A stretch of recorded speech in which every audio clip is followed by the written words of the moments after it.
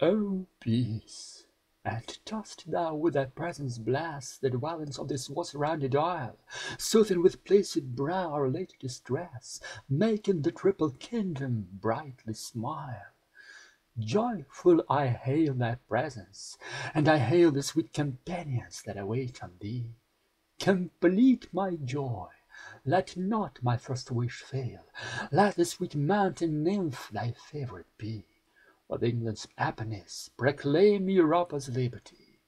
O Europe, let not sceptred tyrants see that thou must shelter in thy former state. Keep thy chains burst, and boldly say thou art free. Give thy kings law, leave not uncurbed the great, so with the horrors past thou twain thy happier fate.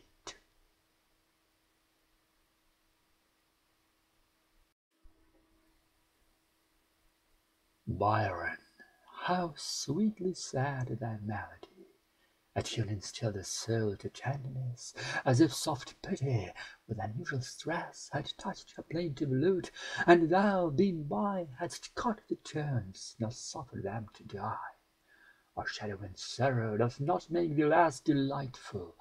Thou thy griefs dost dress with a bright halo, shining beamingly, as when a cloud the golden moon doth veil. Its sides are tinged with a resplendent glow, for the dark robe oft amber rays prevail, and like fair veins in sable marble flow. Still wobble, giant swan, still tell the tale, the enchanting tale, the tale of pleasing woe.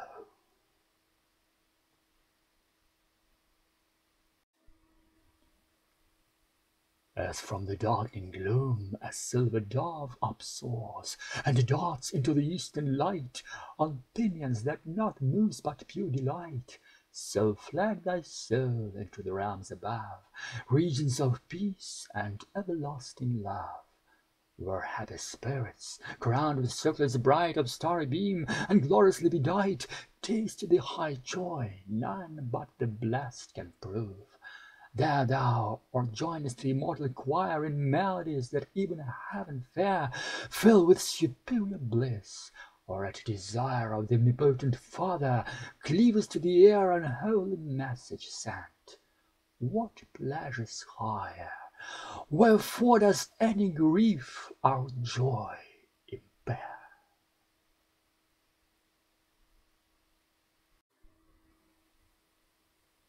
O Chatterton, how very sad thy fate, dear child of sorrow, son of misery! How soon the film of death obscured that eye, whence genius mildly flashed, and high debate! How soon that voice, majestic and elate, melted in dying numbers! Oh, how nigh was night to thy fair morning! Thou didst die a half-blown floweret which could blast abate. But this is past. Thou art among the stars of highest heaven. To the rolling spheres thou sweetly singest, not thy hymn in Mars about the ingrate world and human fears.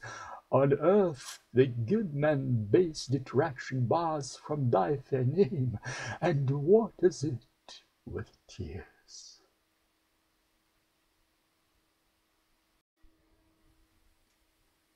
What though, for showing truth to flattered state, kind Hunt was shut in prison, yet has he, in his immortal spirit, been as free as the sky-searching lark, and as elate. Minion of grandeur, think you he did wait? Think you he not but prison walls did see, till so unwilling thou unturn'dst the key? Ah no, far happier, nobler was his fate. In Spenser's halls he strayed, and bowers fair, culling enchanted flowers, and he flew with daring motion through the fields of air. To regions of his own his genius true took happy flights. What shall his fame impair when thou art dead, and all thy wretched crew?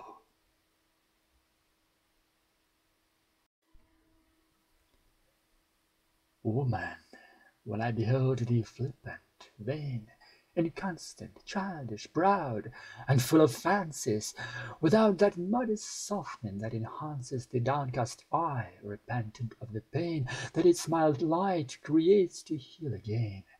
E'en then, elate, my spirit leaps and prances, e'en then my soul with exultation dances, for that to love so long I have dormant lain.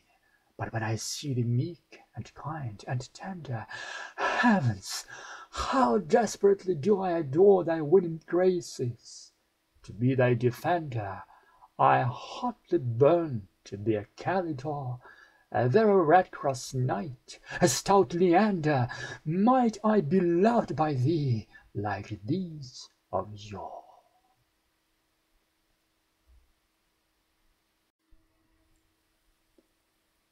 Light feet, dark violet eyes, and podded hair, soft dimpled hands, white neck, and creamy breast, are things on which the dazzled senses rest, till the fond, fixed eyes forgetfully stare. From such fine pictures, heavens, I cannot dare to turn my admiration, though unpossessed they be of what is worthy, though not dressed in lovely modesty and virtues rare. Yet these I leave as thoughtless as a lark, these lures I straight forget, e'en ere I dine, or thrice my palate moisten.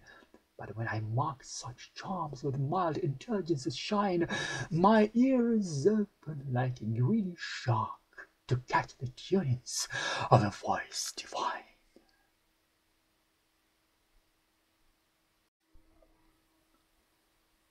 Ah, who can e'er forget so fair a being? Who can forget her half-retiring sweets? Gad, she is like a milk-white lamb that bleats for man's protection.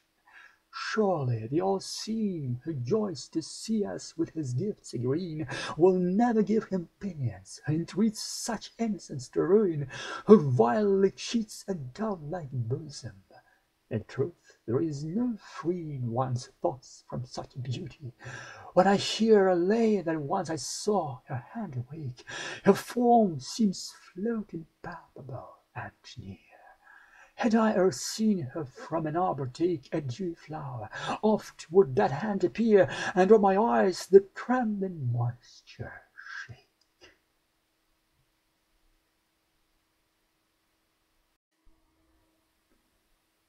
O Solitude, if I must with thee dwell, let it not be among the jumbled heap of murky buildings. Climb with me the steep, Nature's observatory. Once the dell, its flowery slopes, its service crystal swell, may seem a span. Let me thy vigils keep 'mongst boughs pavilioned, where the deer's swift leap startles the wild bee from the foxglove bell. But thou I'll gladly trace these scenes with thee, yet the sweet converse of an innocent mind, whose words are images of thoughts refined, is my soul's pleasure, and it sure must be almost the highest bliss of humankind, when to thy haunts two kindred spirits flee.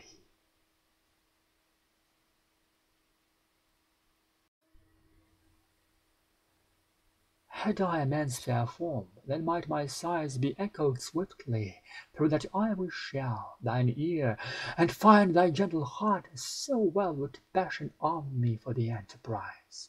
But I am no knight whose foeman dies, no cuirass glistens on my bosom's swell. I am no happy shepherd of the dwell, whose lips have trembled with a maiden's eyes. Yet must I dote upon thee, call thee sweet, sweeter by far than Hebla's honeyed roses, when steeped in dew rich to intoxication. Ah, I will taste that dew, for me 'tis meet, and when the moon her pallid face discloses, I'll gather some by spells and incantation.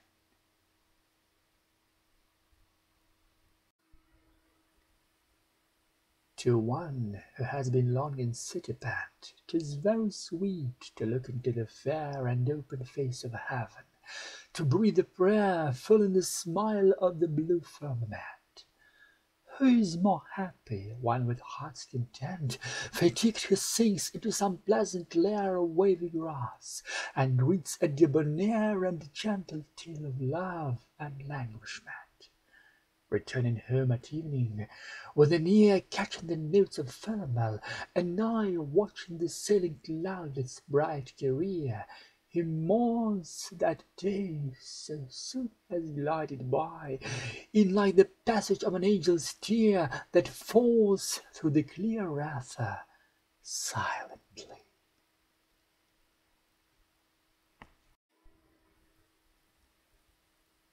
Oh, how I love on a fair summer's eve, when streams of light pour down the golden west, and on the balmy zephyrs tranquil rest the silver clouds, far, far away to leave all meaner thoughts, and take a sweet reprieve from little cares, to find with easy quest a fragrant wild, with nature's beauty dressed, and therein to delight my soul deceive. There warm my breast with patriotic lore, musing on Milton's fate, on Sidney's bier, till their stern forms before my mind arise. Perhaps on wind of Poe's upsoar, full often dropping a delicious tear, when some melodious sorrow spells mine eyes.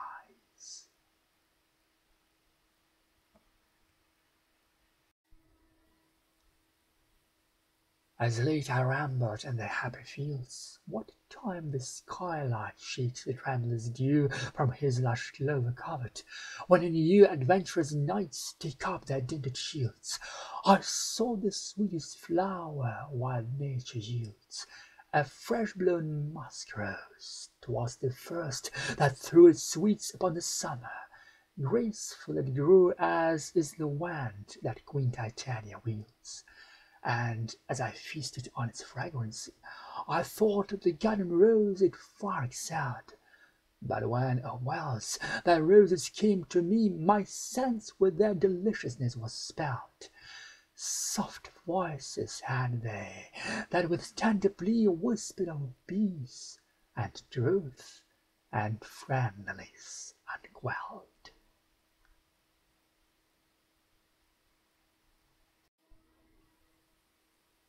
Many the wonders I this day have seen. The sun, when first he kissed away the tears that filled the eyes of morn, the laurel spears who from the feathery gild of evening lean.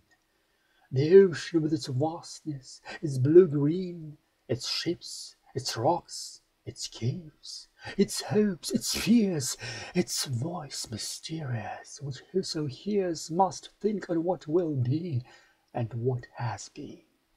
E'en now, dear George, while this for you I write, Cynthia is from her silken curtains peeping so scantly that it seems her bridal night, and she her half-discovered revels keeping.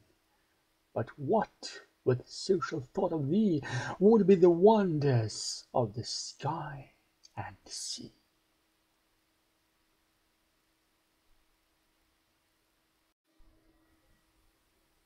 How many bards gild the lapses of time! A few of them have ever been the food of my delighted fancy. I could brood over their beauties, earthly or sublime, and often, when I sit me down to rhyme, these will in throngs before my mind intrude. But no confusion, no disturbance rude do they occasion. 'Tis a pleasing chime, so the unnumbered sounds that evening store, the songs of birds, the whispering of the leaves, the voice of waters, the great bell that heaves with a sullen sound, and thousand others more that distance of recognizance bereaves, make pleasing music, and not wild uproar.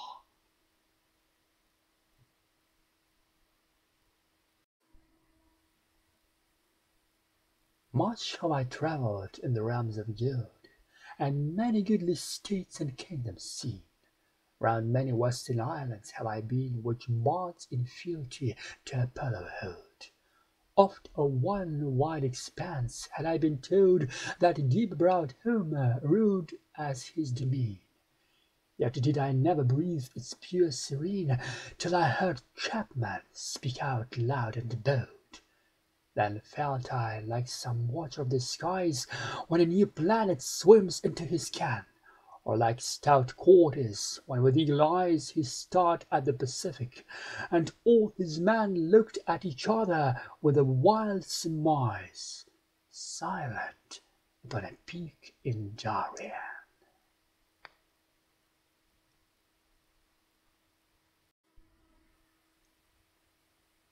Fresh morning gusts have blown away all fear from my glad bosom. Now from loneliness I'm out forever. Not a native lass than the proud Laurel shall content my bier. No, by the eternal stars, or why sit here in the sun's eye, and 'gainst my temples press Apollo's very leaves, woven to bless by the white fingers, and thy spirit clear? Lo, who dares say, do this? Who dares call down my will from its high purpose? Who say, stand, or go? This mighty moment I would frown on abject Caesars, not the stoutest band of mailed heroes should tear off my crown. Yet would I kneel and kiss thy gentle hand.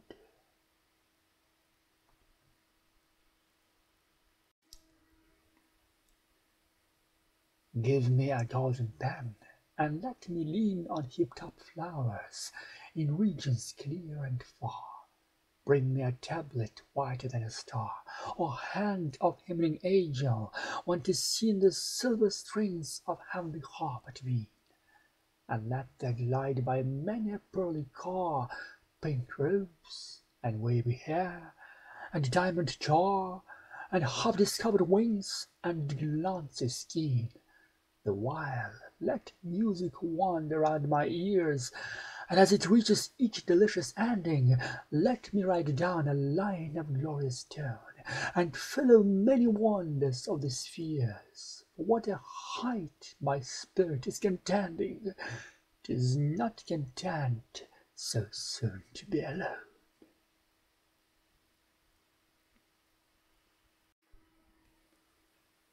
Keen, fitful gusts are whispering here and there among the bushes, half leafless and dry.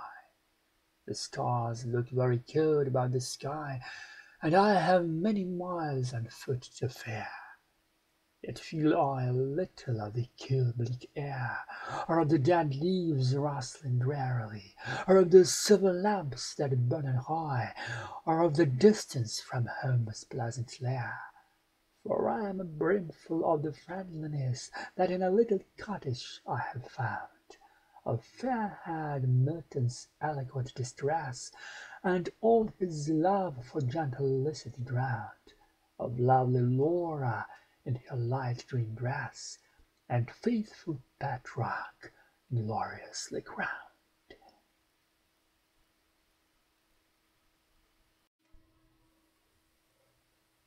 High-mindedness, a jealousy for good, a loving kindness for the great man's fame, dwells here and there with people of no name, in noisome alley and in pathless wood. And where we think the truth least understood, oft may be found a singleness of aim that ought to frighten into hooded shame a money-mongering, pitiable brood. How glorious this affection for the cause of steadfast genius, toiling gallantly! What when a stout, unbending champion awes envy and malice to their native sky? Unnumbered souls breathe out a still applause, proud to behold him in his country's eye.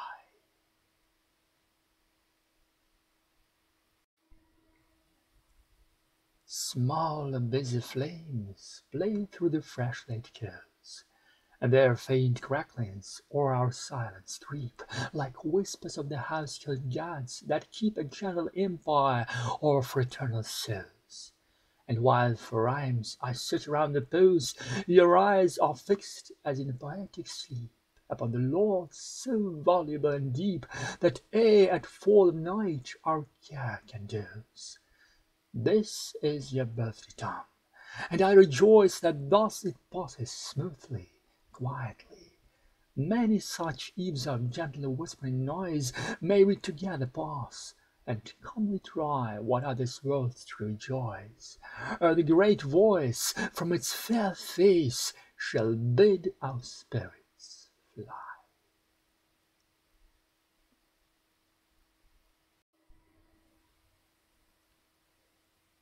Great spirits now on earth are sojourning, here of the cloud, the cataract, the lake, who on Helvellyn's summit wide awake catches his freshness from archangel's wing.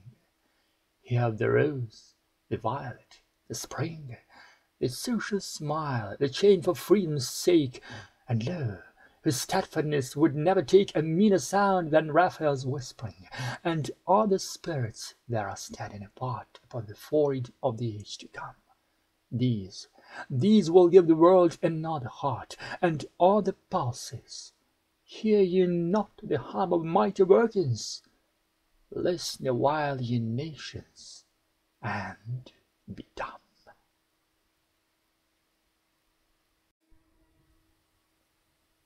The church bells toll a melancholy round, calling the people to some other prayers, some other loneliness, more dreadful cares, more hearkening to the sermon's horrid sound. Surely the mind of man is closely bound in some black spell, seeing that each one tears himself from fireside joys and Lydian airs, and canvas high of those with glory crowned. Still they toll, and I should feel a damp, a chill as from a tomb, did I not know that they are dying like an outburnt lamp, that 'tis their sighing, wailing ere they go into oblivion, that fresh flowers will grow, and many glories of immortal stamp.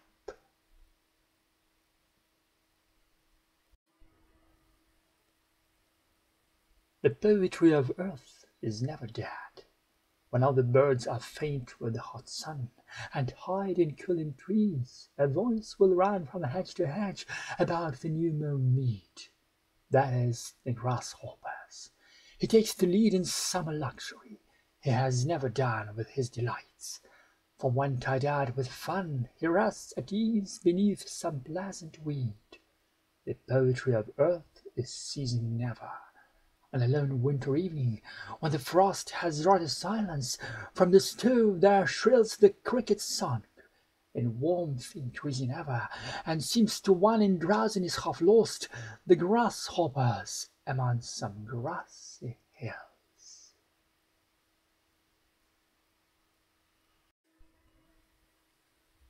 Good Kosciusko, thy great name alone is a full harvest whence to reap high feeling. It comes upon us like the glorious pealing of the wide spheres, an everlasting tone. And now it tells me that in worlds unknown the names of heroes burst from clouds concealing, and change to harmonies, forever stealing through cloudless blue, and round each silver throne. It tells me, too, that on a happy day, when subject spirit walks upon the earth, thy name with Alfred's, and the great of yore gently commingling, gives tremendous birth to a loud hymn that sounds far, far away to where the great God lives forevermore.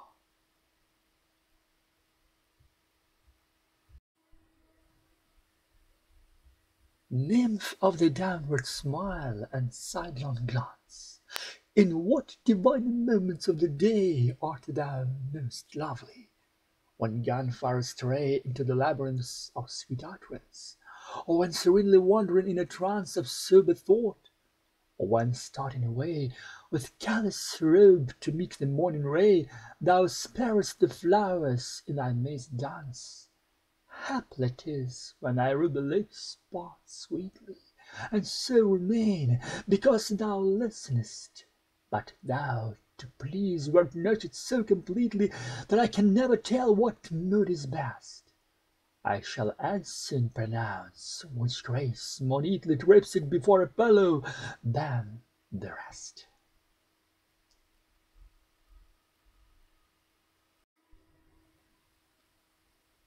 Happy is England! I can be content to see no other verdure than its own, to feel no other breezes than are blown through its tall woods with high romances blent. Yet do I sometimes feel a languishment for skies Italian, and an inward groan to sit upon an Alp as on a throne, and half forget what world or worldly meant. Happy is England, sweet her artless daughters, enough their simple loveliness for me, enough their whitest arms in silence clinging. Yet do I often warmly burn to see beauties of deeper glance, and hear their singing, and float with them about the summer waters.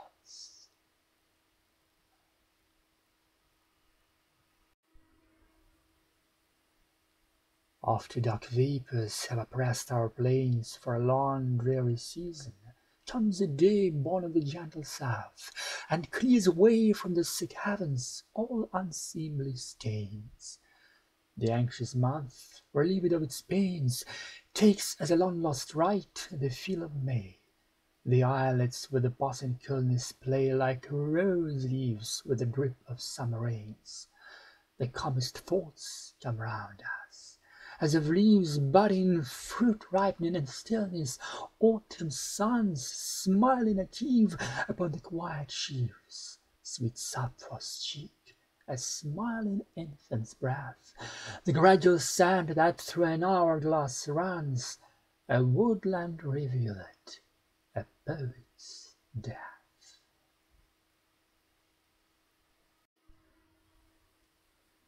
Glory and loveliness have passed away, for if we wander out in early morn, no wreathed incense do we see upborne into the east to meet the smiling day. No crowd of nymphs soft-voiced and young and gay, and woven baskets bringing ears of corn, roses and pinks and violets to adorn the shrine of Flora in her early May.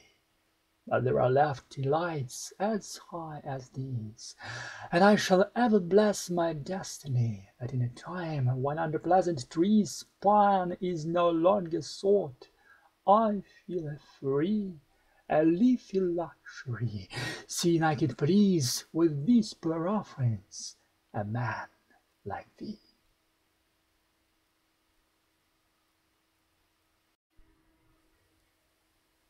This pleasant tale is like a little copse, the honeyed lines so freshly interlaced to keep the reader in so sweet a place, so that he here and there full-hearted stops.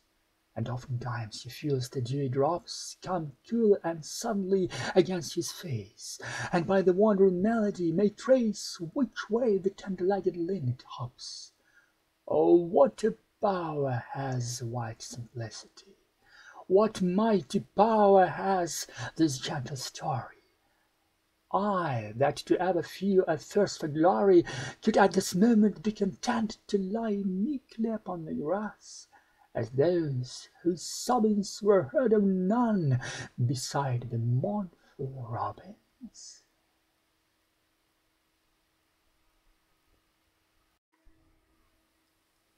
Minutes are flying swiftly, and as yet nothing unearthly has enticed my brain into a Delphic labyrinth. I would fain catch an immortal thought to pay the debt I owe to the kind poet who has set upon my ambitious hand a glorious gain. Too bending laurel springs, 'tis nearly pain to be conscious of such a coronet. Still time is fleeting, and no dream arises gorgeous as I would have it. Only I see a trampling down of what the world most prizes, turbans and crowns, and bland regality. And then I ran into most wild surmises of all the many glories that may be.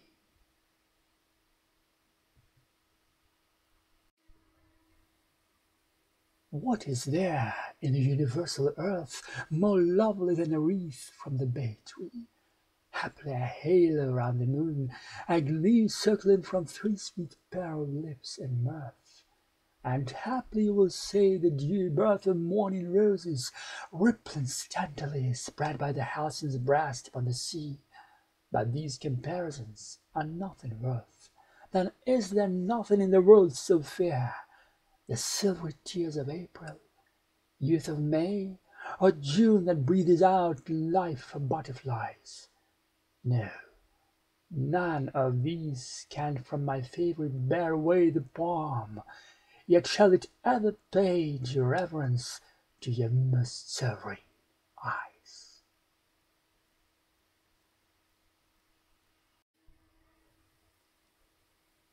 My spirit is too weak. Mortality weighs heavily on me like an unwilling sleep, and each imagined pinnacle and steep of godlike hardship tells me I must die like a sick eagle looking at the sky. Yet 'tis a gentle luxury to weep, that I have not the cloudy winds to keep fresh for the opening of the morning's eye. Such dim-conceived glories of the brain bring round the heart an undescribable feud. So do these wonders a most dizzy pain, that mingles wishing grandeur with the rude wasting of old time, with a billowy main, a sun, a shadow of a magnitude.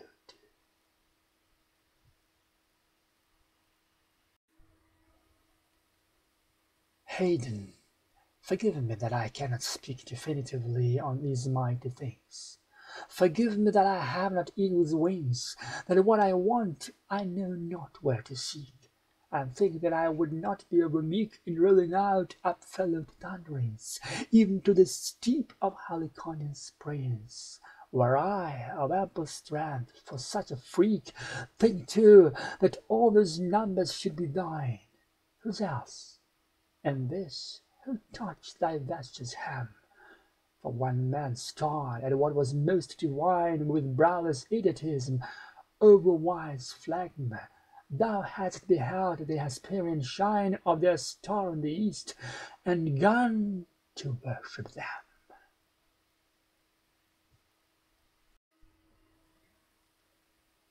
Who loves to peer up at the morning sun, with half-shut eyes and comfortable cheek, let him with this sweet tale full often seek for meadows where the little rivers run. Who loves to linger with the brightest one of heaven, Hesperus, let him loudly speak these numbers to the night, and starlight be, or moon, that her hunting be begun. He who knows these delights, and too is prone to moralize upon a smile or tear, will find at once a region of his own, a bower for his spirit, and will steer to alleys where the fir tree drops its cone, where robins hop and fallen leaves are sere.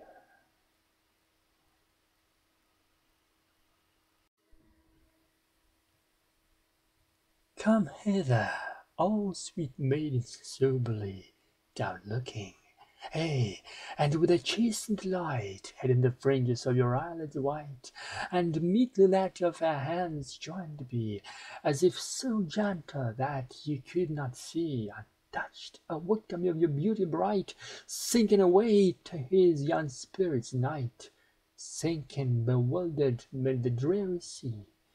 'Tis young Leander toiling to his death.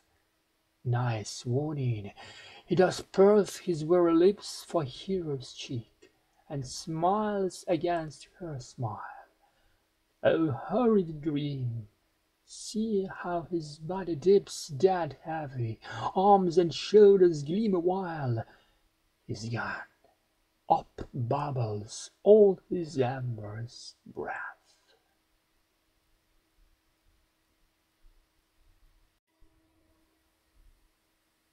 It keeps eternal whisperings around desolate shores, and with its mighty swell gluts twice 10,000 caverns, till the spell of Hackett leaves them their old shadowy sound. Often 'tis in such gentle temper found, that scarcely will the very smallest shell be moved for days from whence it sometime fell, when last the winds of heaven were unbound. O ye, who have your eyeballs vexed and tired, feast them upon the wideness of the sea. O ye, whose ears are dinned with opera rude, or fed too much with cloying melody, sit ye near some old cavern's mouth, and brood until ye start, as if the sea nymphs quiet.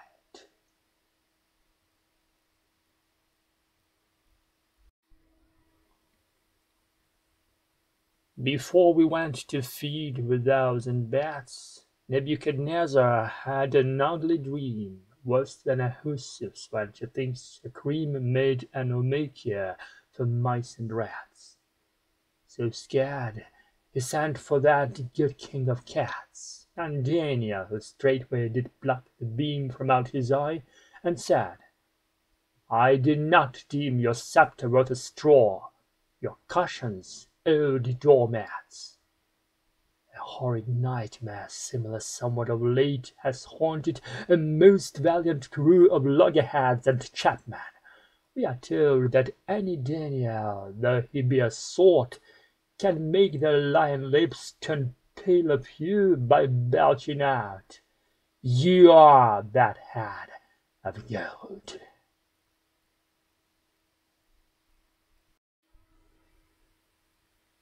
Cat, who hast passed thy grand climacteric, how many mice and rats hast in thy days destroyed?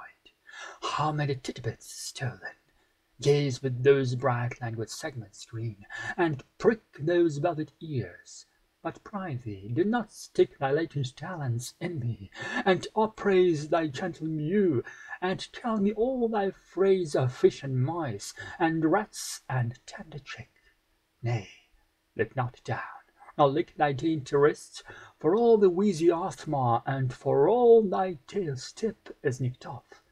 And though the fists of many a maid have given thee many a mole, still is that fur as soft as when the lists in youth thou enter'dst on glass-bottled wall.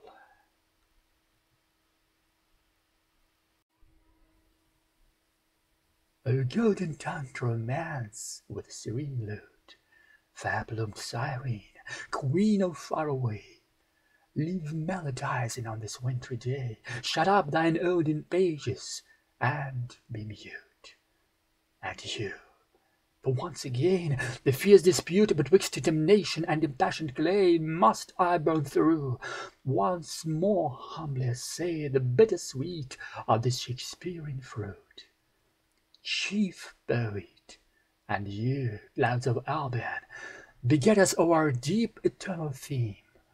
When through the old oak forest I am gone, let me not wander in a barren dream, but when I am consumed in the fire, give me new phoenix wings to fly at my desire.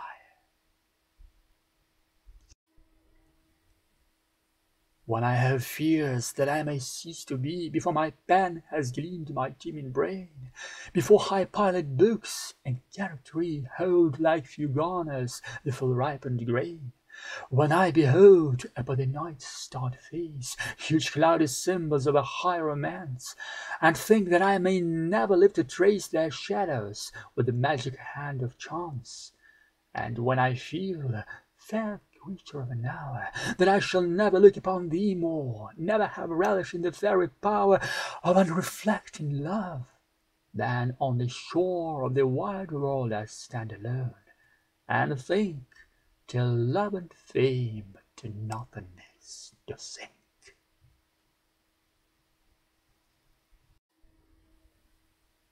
Time's sea hath been 5 years at its slow ebb, long hours have to and fro let creep the sand, since I was tangled in thy beauty's web, and snared by the ungloving of thine hand. And yet I never look on midnight sky, but I behold thine eyes while memory light.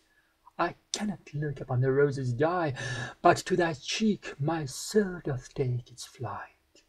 I cannot look on any budding flower, but my fond ear, in fancy on thy lips, and hearkening for a love sound, doth devour its sweets in the nonsense.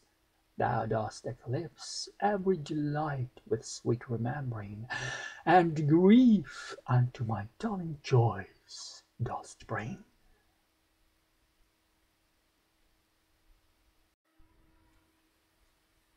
Son of the old moon mountains, African, chief of the pyramid and crocodile, we call thee fruitful, and that very while a desert fills our scenes inward span. Nurse of swart nations, since the world began, art thou so fruitful? Or dost thou beguile such men to honour thee, who, worn with toil, rest for a space twixt Cairo and Deccan? Or may dark fancies err? They surely do. 'Tis ignorance that makes a barren waste of all beyond itself. Thou dost bedew green rushes like our rivers, and dost taste the pleasant sunrise. Green isles hast thou too, and to the sea as happily dost haste.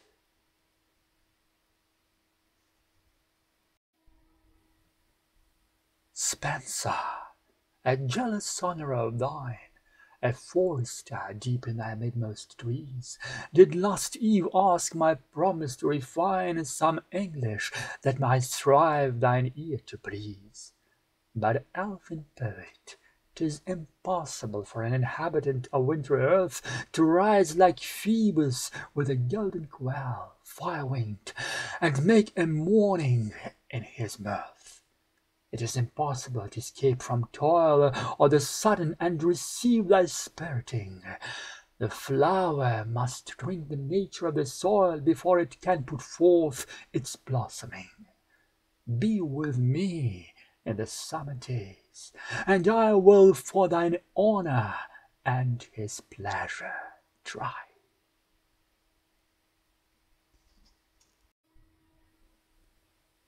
Blue, 'tis the life of heaven, the domain of Cynthia, the white palace of the sun, the tent of Hesperus and all his train, the bosomer of clouds, gold, grey and dun. Blue, 'tis the life of waters, ocean and all its vessel streams, pools numberless, may rage and foam and fret, but never can subside, if not to dark blue nativeness. Blue, gentle cousin of the forest green, married to green in all the sweetest flowers, forget-me-not, the bluebell, and that queen of secrecy, the violet. What strange powers hast thou as a mere shadow? But how great, when in an eye thou art alive with fate!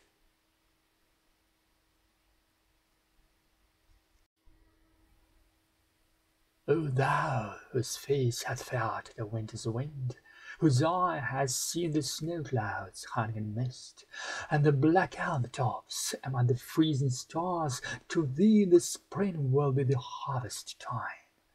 O thou whose only book has been the light of supreme darkness, which thou feddest on night after night when Phoebus was away, to thee the spring shall be a triple morn. O fret not after knowledge, I have none, and yet my song comes native with warmth.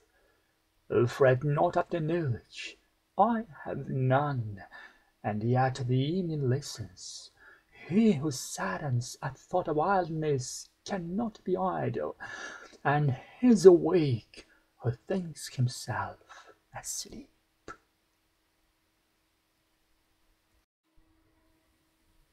Where didst thou find, young bard, thy sounding lie? Where the bland accent, and the tender tune, as sitting snugly by the parlour fire, or didst thou with a pillow pick a bone? The muse will have a crow to pick with me, for thus essaying in that brightening path, who that with his own brace of eyes can see, unthunderstruck beholds thy gentle wrath? Who from a pot of stout or blew the froth into the bosom of the wandering wind, light as the powder on the back of moth, but drank thy muses with a grateful mind? Yea, unto thee beldams drink metheglin, and anises, and caraway, and gin. 4 seasons fill the measure of the year. There are 4 seasons in the mind of man. He has his lusty spring, when fancy clear takes in all beauty with an easy span. He has his summer, when luxuriously springs honeyed cud of youthful thought he loves to ruminate, and by such dreaming high is nearest unto heaven. White coves his soul has in its autumn, when his wings he furleth close, contented so to look on mists in idleness, to let fair things pass by unheeded as a threshold brook. He has his winter too of pale misfeature, or else he would forgo his mortal nature.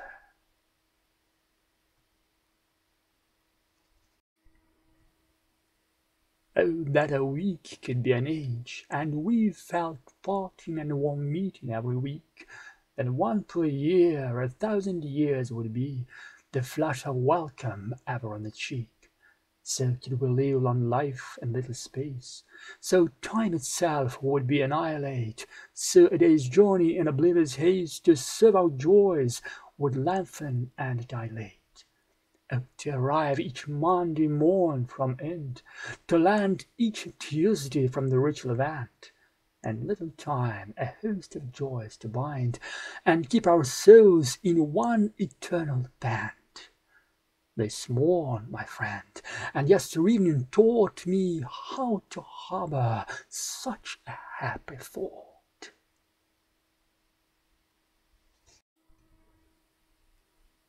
Standing aloof in giant ignorance, of thee I hear, and of the Cyclades, as one who sits ashore, and longs perchance to visit dolphin coral in deep seas. So thou wast blind, but then the veil was rent, for Jove uncurtained heaven to let thee live, and Neptune made for thee a spumy tent, and Pan made sing for thee his forest hive. Ay, on the shores of darkness there is light, and precipices show untrodden green. There is a budding mirror in midnight, there is a triple sight in blindness keen. Such seeing hadst thou, as it once befell to Dian, queen of earth, and heaven, and hell.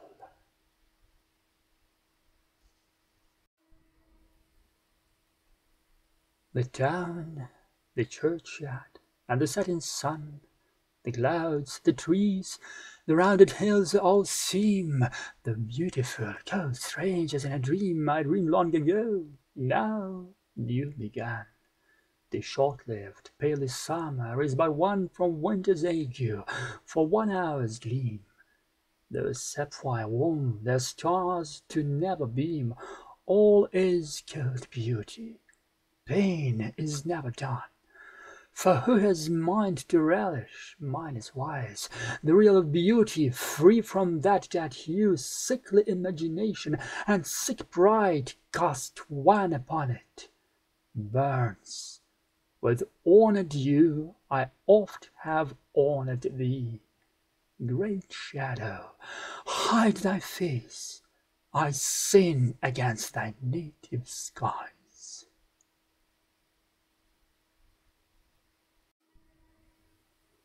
Hearken, thou craggy ocean pyramid, give answer from thy voice, the sea-fowl's screams. When were thy shoulders mantled in huge streams? When from the sun was thy broad forehead hid? How long is't since the mighty power bid thee heave to airy sleep from fathomed dreams? Sleep in the lap of thunder or sunbeams, or when grey clouds are thy cold coverlid? Thou answerest not, for thou art dead asleep. Thy life is but two dead eternities, the lost in air, the former in the deep. First were the whales, lost were the eagle skies. Drowned wast thou till an earthquake made thee steep. Another cannot wake thy giant size.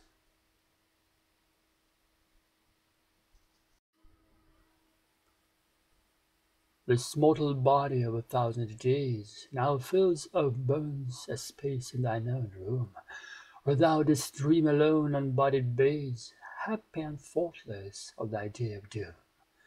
My pulse is warm with thine own barley breed, my hand is light with pledge in a great soul, my eyes are wandering, and I cannot see.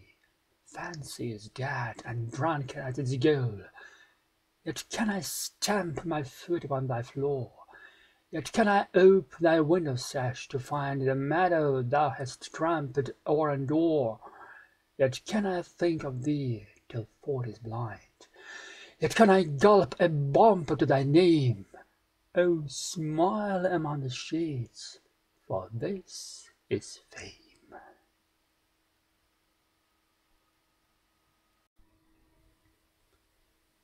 Of late 2 dainties were before me placed, sweet, holy, pure, sacred, and innocent, from the ninth sphere to me benignly sent, that gods might know my own particular taste. First the soft bagpipe mourned with zealous haste, the stranger next, with head and bosom bent, sighed. Rueful again the piteous bagpipe went, again the strange signs fresh did waste. O bagpipe, thou didst steal my heart away. O stranger, thou my nerves from pipe didst charm. O bagpipe, thou didst reassert thy sway. Again, thou stranger, gav'st me fresh alarm. Alas, I could not choose. Ah, my poor heart! Mum chance art thou with both obliged to part.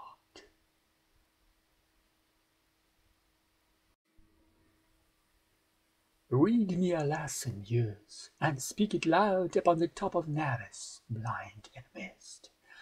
I looked into the chasms, and a shroud vaporous doth hide them. Just so much I wist mankind to know of hell. I look ahead, and there is sullen mist.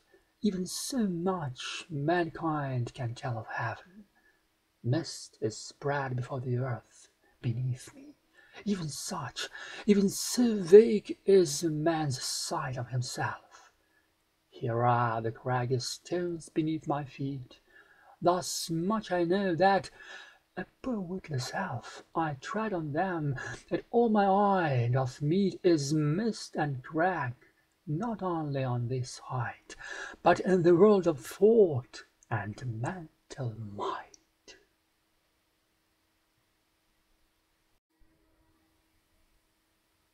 Nature withheld Cassandra in the skies for more adornment a full 1,000 years. She took that cream of beauty's fairest dyes, and shaped and tinted her above all peers. Meanwhile, love kept her dearly with his wings, and underneath their shadow filled her eyes with such a richness that the cloudy kings of high Olympus uttered slavish sighs. When from the heavens I saw her first descend, my heart took fire, and only burning pains, they were my pleasures, they my life's sad end. Love poured her beauty into my warm veins.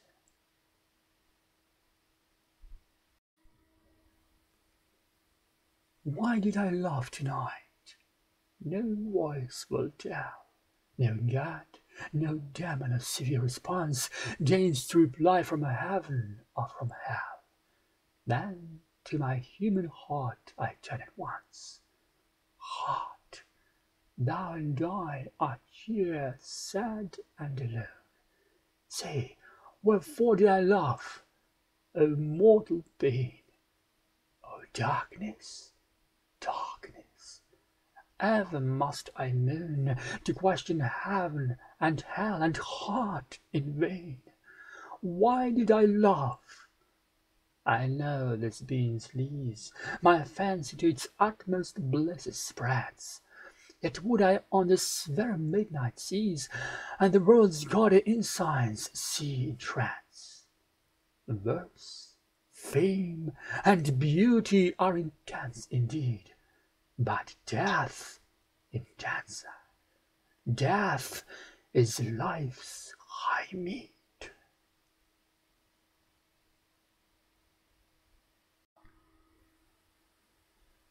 The House of Mourning, written by Mr. Scott.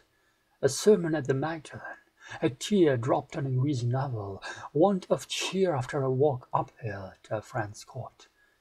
Tear with a maiden lady. A cursed lot of worthy poems with the author near. A patron lord. A drunkenness from beer. Haydon's great picture. A cold coffee pot at midnight when the muse is ripe for labor.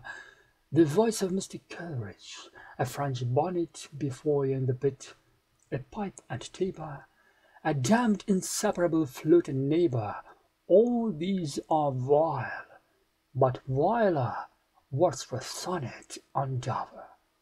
Dover, who could write upon it?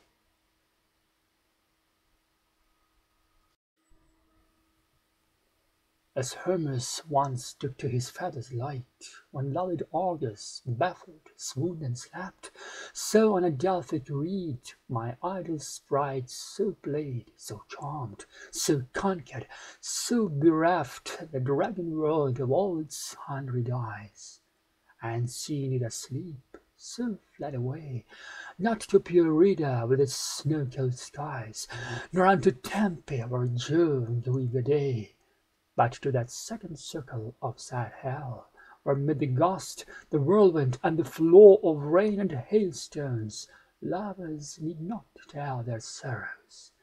Pale were the sweet lips I saw, pale were the lips I kissed, and fair the form I floated with above that melancholy storm.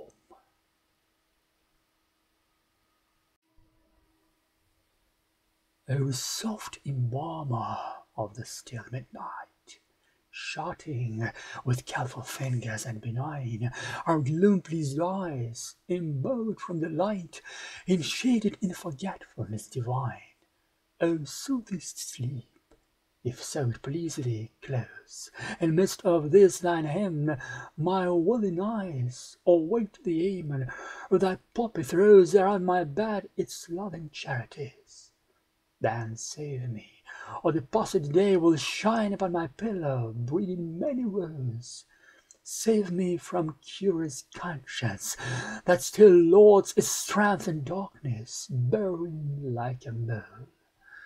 Turn the key deftly in the oiled walls, and seal the hushed casket of my soul.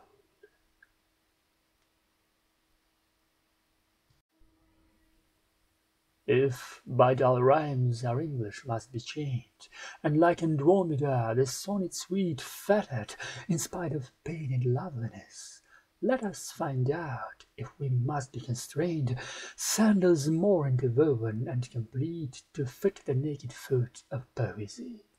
Let us inspect the lyre, and weigh the stress of every chord, and see what may be gained by ear industrious and attention meet. Misers of sound and syllable, no less than Midas of his coinage, let us be jealous of dead leaves in the bay-wreath crown. So, if we may not let the muse be free, she will be bound with garlands of her own.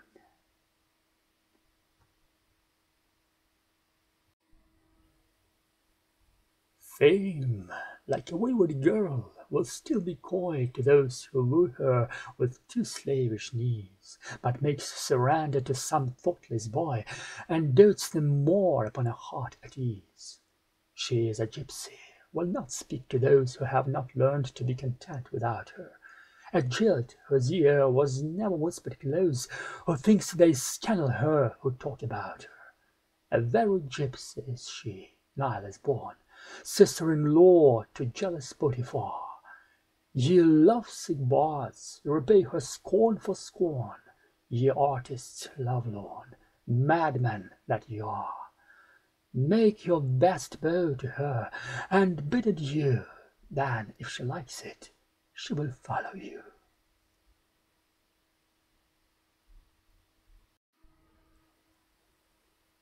You cannot eat your cake and have it too, probably. How fevered is the man who cannot look upon his mortal days with tempered blood, who vexes all the leaves of his life's book, and robs his fair name of its maidenhood. It is as if the rose should pluck herself, or the ripe plum finger its misty bloom, as if a night, like a maudlin elf, should darken her pure grot with muddy gloom. But the rose leaves herself upon the briar, for winds to kiss and grateful bees to feed, and the ripe plum still wears its dim attire. The undisturbed lake has crystal space. Why then should man, teasing the world for grace, spoil his salvation for a fierce miscreant?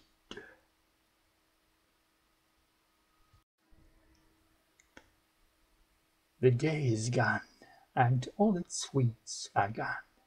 Sweet voice, sweet lips, soft hand, and soft breast, warm breath, light whisper, tender semitone, bright eyes, accomplished shape, and languorous waist. Faded the flower, and all its budded charms. Faded the sight of beauty from my eyes, faded the shape of beauty from my arms, faded the voice, warmth, whiteness, paradise, vanished unseasonably at shut of eve, when the dusk holiday or holy night of fragrant curtained love begins to weave the woof of darkness thick for hid delight.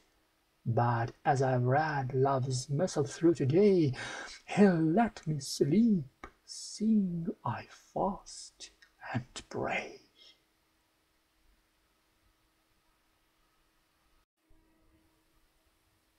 I cry your mercy, pity, love, a love, merciful love that tantalizes not, one-thoughted, never wandering, guileless love, unmasked, and being seen without a blot.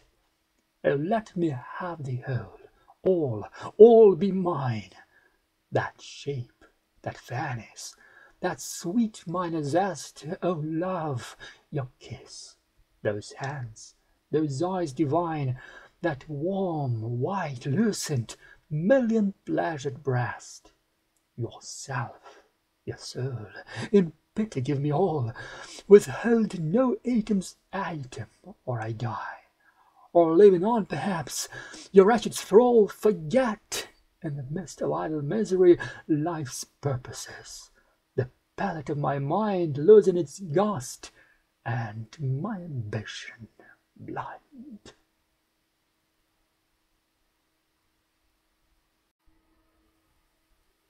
Bright star, would I were steadfast as thou art, not in lone splendor honey aloft the night, and watching with eternal lids apart, like nature's patient, sleepless eremite, the moving waters at their priest-like task of pure ablution round earth's human shores, or gazing on the new soft-fallen mask of snow upon the mountains and the moors.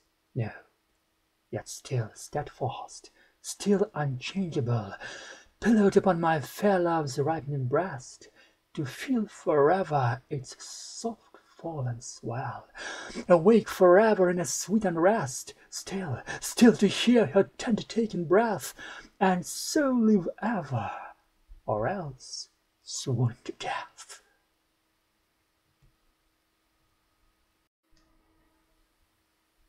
At morn, at noon, at eve and middle night, he passes forth into the charmed air, with talisman to call up spirits rare from plant, cave, rock, and fountain. To his sight the husk of natural objects opens quite to the core, and every secret essence there reveals the elements of good and fair, making him see where learning hath no light. Sometimes above the gross and palpable things of this diurnal sphere his spirit flies on awful wing, and with its destined skies holds premature and mystic communings, till such unearthly intercourses shed a visible halo round his mortal share.